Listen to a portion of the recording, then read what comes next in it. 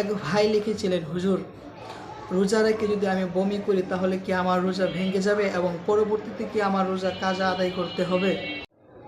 আসসালামু আলাইকুম ওয়া রাহমাতুল্লাহি ওয়া বারাকাতুহু। প্রিয় দর্শক, আমি আপনাদের সাথে সরাসরি লাইভ আড্ডায় আপনাদের সাথে আমি ছিলাম কারি মুখলিসুর রহমান আনসারী রমজানের জিজ্ঞাসা নিয়ে।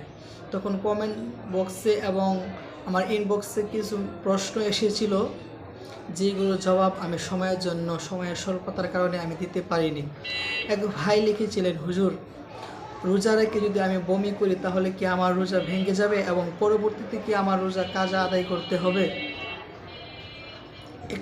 এরকম একটি প্রশ্ন এক ভাই করেছিলেন, তার জন্য আজকের এই ভিডিওটি। প্রথমত কথা হচ্ছে, আপনি রোজা রেখে যদি অনিচ্ছাকৃতভাবে আপনি বমি করেন তাহলে আপনার রোজা ভাঙবে না এবং পরবর্তীতে রোজা কাজা আদায় করতে হবে না। আর যদি আপনি ইচ্ছাকৃতভাবে বমি করেন তাহলে আপনার রোজা ভেঙে যাবে এবং পরবর্তীতে আপনার এই রোজাগুলো কাজা আদায় করতে হবে।